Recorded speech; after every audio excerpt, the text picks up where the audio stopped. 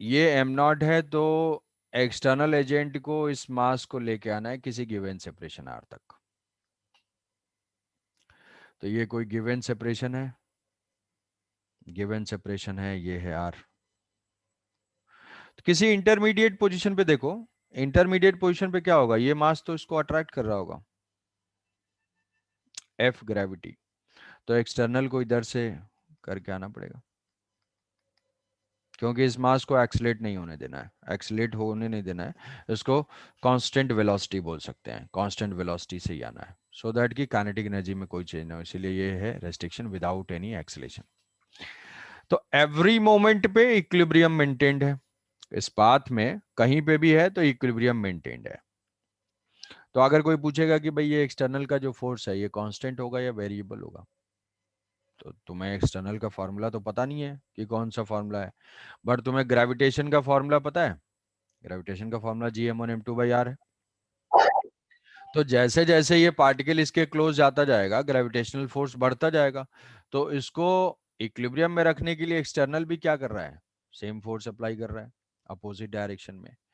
तो यहाँ पे अगर तुमसे पूछा जाएगा कि what is the nature of potential energy, या potential energy will be positive और नेगेटिव, इस डेफिनेशन को और इसको सिचुएशन को देख के बता सकते हो कि ग्रेविटेशन पोटेंशियल एनर्जी नेगेटिव होगा या पॉजिटिव होगा।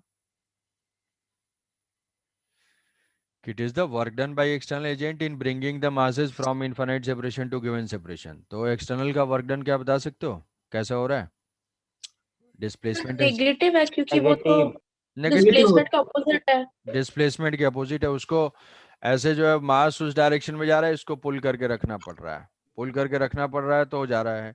तो work done by external agent यहाँ पे नेगेटिव है, तो potential energy of the system जो है वो नेगेटिव ही होगी, नेगेटिव होगी, वो हम कैलकुलेट करेंगे तो भी आएगा। तो डेफिनेशन में अब इसको डिराइव करते हैं, भाई यहाँ पे मास जो है इस पॉइंट से इस पॉइंट तक आया, तो डिराइव करने के लिए कुछ स्टेप्स हैं, डेरिवेशन फिर से ये जो है इंपॉर्टेंट है। ग्रेविटेशन पोटेंशियल एनर्जी बार बार मैं बता रहा हूँ कि mgh नहीं लिखना है, ठीक है, आएगा रिवाइज वाइज किए नहीं रहोगे, वैसे ही लिख दोगे mgh और हाइट वाइट, तो उस पर जो है माइनस देने का स्कोप तो होता नहीं है, इसीलिए जीरो ही मिलेगा। तो वर्क डन हम यहाँ पे पहले तो ऐसे लिखेंगे, डेफिनेशन क्या है, work done by external agent is equal to change in potential energy,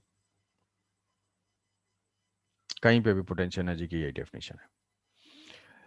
अब एक्सटर्नल का मुझे नेचर पता नहीं होता है, कौन है एक्सटर्नल, कहाँ है, क्या फॉर्मूला है, वो पता नहीं है, तो उसके लिए भी ट्रिक है। ट्रिक क्या है, फ्रॉम वर्क एनर्जी थ्योरम, मुझे जो फोर्स है वो फोर्स तो मुझे पता है, वर्क एनर्जी थ्योरम कि अब ये चीज़ जो है पढ़ेंगे तो ये इलेक्ट्रिकल पोटेंशियल एनर्जी में भी सेम बिल्कुल एकदम रेप्लिकेशन है, वर्क एनर्जी थ्योरम।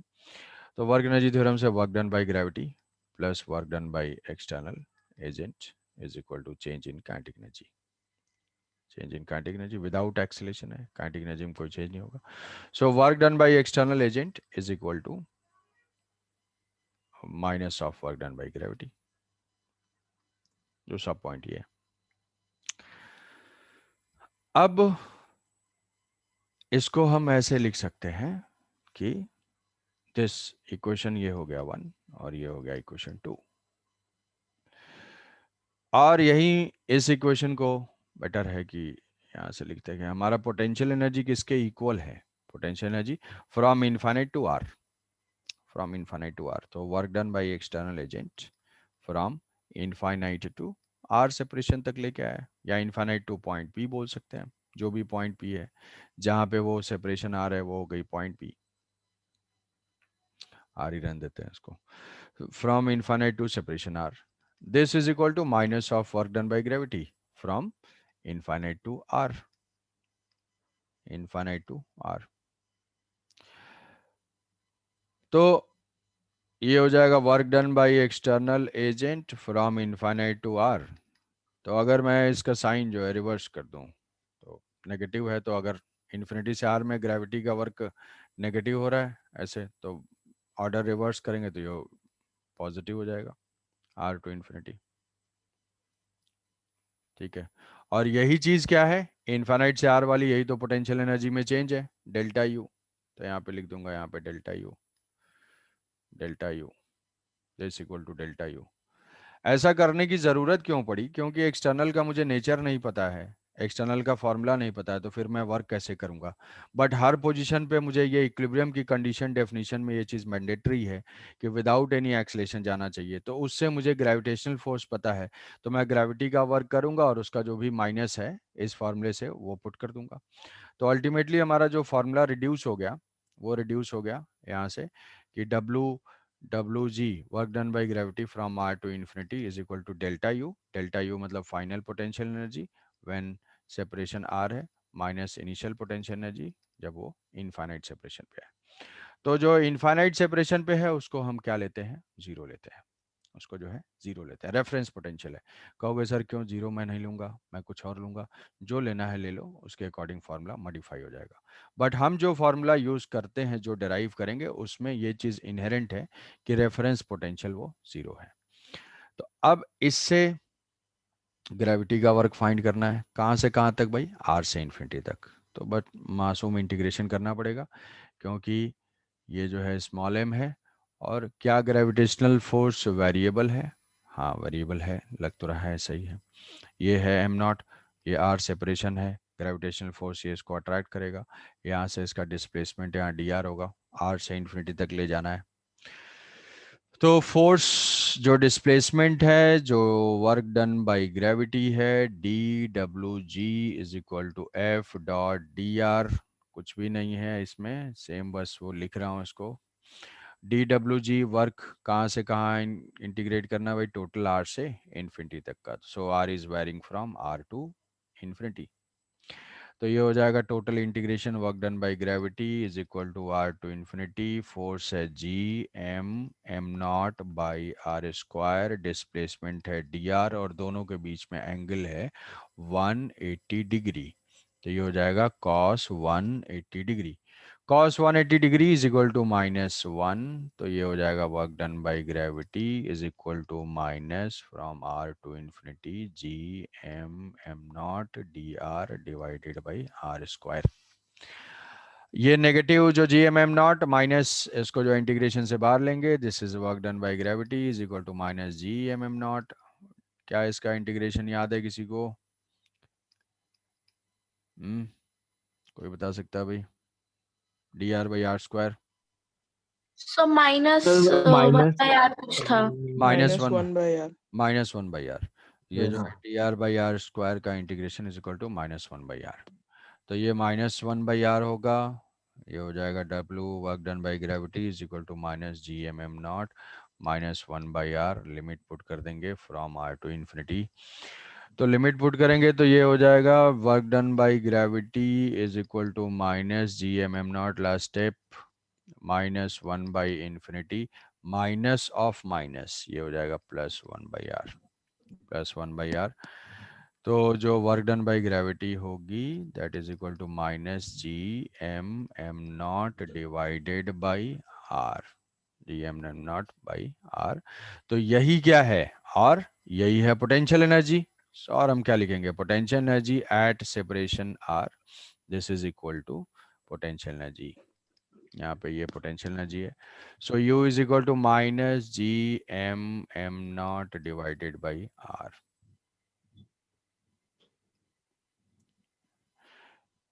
समझे? और हम ऐसे लिख सकते हैं नोट कीजिए ना पूरा देखने के लिए। Gravitational potential energy for 2 point masses. ये 2 पॉइंट मासेस हैं, अगर r सेपरेशन पे है मैं उनको m1 और m2 बोल देता हूँ, इनकी सेपरेशन r है, तो पोटेंशियल एनर्जी हो जाएगा -G m1 m2 divided by r। जैसे हमने m नॉट लिया है, m नॉट, तो ये होगा इसका टोटल अप्रोच। तो डेरिवेशन भी इम्पॉर्टेंट है, और यही डेरिवेशन एग्जैक्टली इलेक्ट्रोस्टैटिक्स में इलेक्ट्रिकल पोटेंशियल एनर्जी के लिए भी वैलिड है। यहाँ पे ग्रेविटेशनल फोर्स है, वहाँ पे इलेक्ट्रिकल फोर्स हो जाएगा Q1 Q2 बाई R। देखो एक्सटर्नल एजेंट, फिर एक्सटर्नल को रिलेट किया गया ग्रेविटेशन से, external plus gravitation equal to 0, so external is equal to minus gravitation, ये माइनस ग्रेविटेशन किया। डेफिनेशन में है from infinite separation to R, from infinite to R is equal to from infinite to R, यहाँ minus को adjust कर दिया गया, R to infinity, R to infinity, तो आर टू इन्फिनिटी ये हो गया, R to infinity is equal to U R minus U infinity. तो दूसरा पॉइंट यहाँ पे है कि इनफाइनाइट पोटेंशियल जो है वो जीरो है, इनफाइनाइट पे जो पोटेंशियल एनर्जी है वो जीरो है, तो इनफाइनाइट पे पोटेंशियल एनर्जी जीरो है, तो उससे फार्मूला पुट किया ये चीज, तो ये आ गया G M one M two by R, R square नहीं है, ठीक है, फोर्स में और फील्ड में आर स्क्वायर है, यहाँ पे आर स्क्वायर नहीं है, समझ रहे हो? देख लो, कोई डाउट है तो पूछो।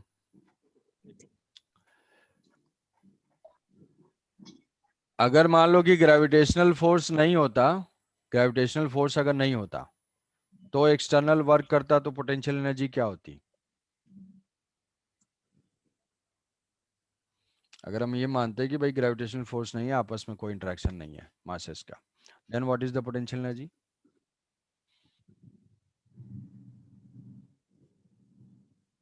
No interaction, F G zero. तो अगर मासेस का कोई अट्रैक्शन नहीं है, मासेस में कोई इंटरेक्शन नहीं है, हाँ सर, तो ग्रेविटेशनल फोर्स जीरो, एक्सटर्नली होगा सिर्फ। तो हाँ, तो एक्सटर्नल होगा तो हर मोमेंट पे तो इक्विलिब्रियम है ना, तो अगर ये जीरो हो जाएगा तो ये भी तो जीरो रहेगा, वर्क भी तो जीरो रहेगा। वर्क अगर यहाँ से है, कोई इंटरेक्शन ही नहीं है, तो इनको हम इनफाइनाइट सेपरेशन पे प्लेस करें या आर सेपरेशन पे प्लेस करें या बिल्कुल आसपास रखें, क्या इनके बीच में कभी पोटेंशियल एनर्जी होगी? कोई पोटेंशियल एनर्जी नहीं होगी, कोई भी कोई भी पोटेंशियल एनर्जी नहीं होगी। कि इफ पोटेंशियल एनर्जी, अगर इंटरेक्शन नहीं तो एनर्जी कैसा? इंटरेक्शन नहीं तो फोर्स नहीं, फोर्स नहीं तो उसका वर्क डन नहीं, वर्क डन नहीं तो बात ही खत्म, कोई पोटेंशियल एनर्जी नहीं। तो अगर ऑब्जेक्ट्स के बीच में पोटेंशियल एनर्जी एग्जिस्ट करना है, मतलब क्या है कि कुछ ना कुछ इंटरेक्शन होना चाहिए।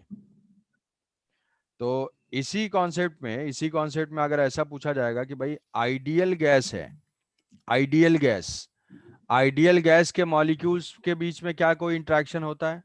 आइडियल के लिए हम उसको इग्नोर करते हैं कि वो नो सर। अट्रैक्ट नो नहीं करता। सर। तो आइडियल गैस की पोटेंशियल एनर्जी अगर कोई पूछता है कि what is the potential energy of ideal gas, तो क्या हो जाएगी? Zero, because there is no interaction present कहीं पे जीरो। भी। पोटेंशियल एनर्जी अगर पूछी जाएगी, पोटेंशियल एनर्जी का मतलब है कि वो इंटरेक्शन प्रेजेंट है उस सिस्टम में। अगर कोई भी दो पार्टिकल, दो एलिमेंट आपस में इंटरेक्ट नहीं कर रहे हैं, तो एक्सटर्नल को कोई मेहनत नहीं करनी पड़ेगी, वो अपने आप कहीं पे भी रखो, कोई फर्क नहीं पड़ता, तो पोटेंशियल एनर्जी जीरो हो जाएगी। तो इसमें दो की पॉइंट हैं, दो बहुत इंपॉर्टेंट कॉन्सेप्चुअल पॉइंट है, वो ये है कि potential energy exist only when there is interaction.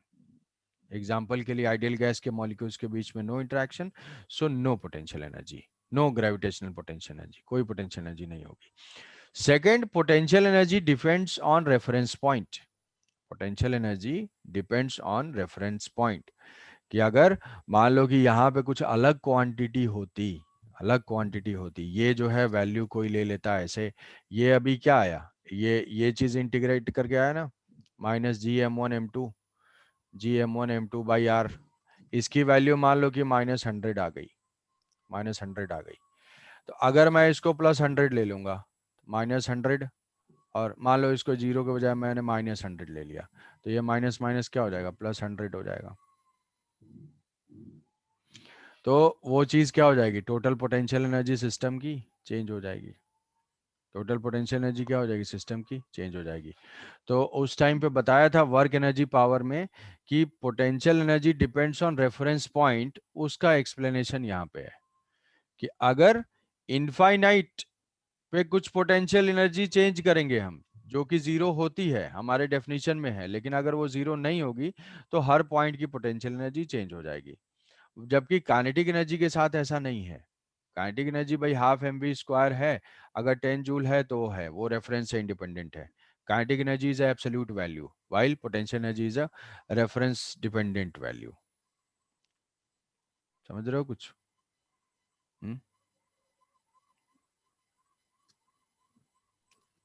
Yes, sir.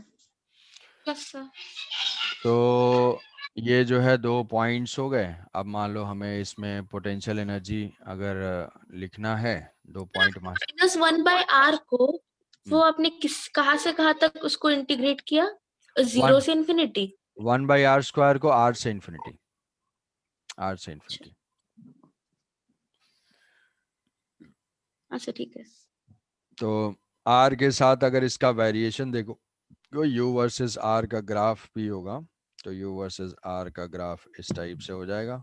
देखो r अगर इंक्रीज होगा, इनफाइनाइट सेपरेशन होगा तो 0 हो जाएगी वैल्यू. और अगर r बिल्कुल क्लोज होगा, 0 होगा, तो वो इनफाइनाइट किधर जाएगा, बट नेगेटिव साइन की वजह से माइनस इन्फिनिटी. तो u वर्सेस r का ग्राफ भी देखो, ये भी y एक्सिस के नीचे ही आएगा. ठीक है. ग्रेविटेशन में सब कुछ नेगेटिव, बी नेगेटिव, ये हो जाएगा -gm1m2/r. ये हो जाएगी इसकी सेपरेशन. और ये होगा इसका variation, u versus r graph.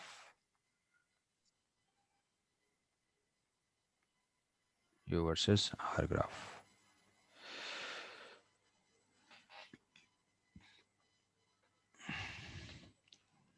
तो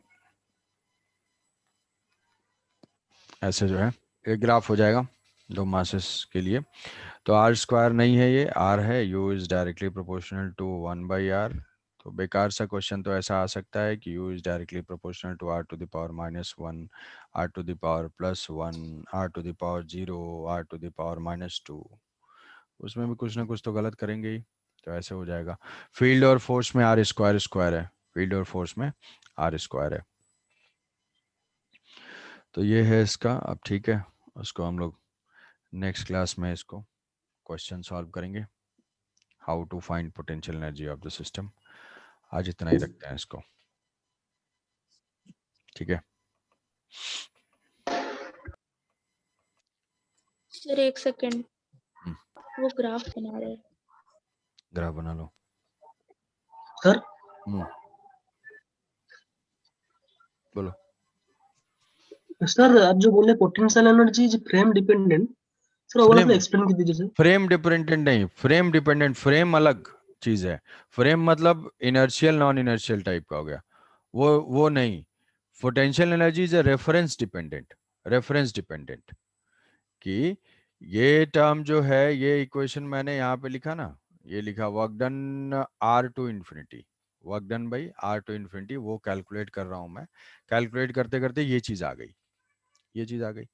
अब मैं यहाँ पे अगर लिखता हूँ ऐसा, देखो इसका कोई भी डेरिवेशन से कोई रिलेशन नहीं है. ये आया क्या मेरा -gm1m2/r.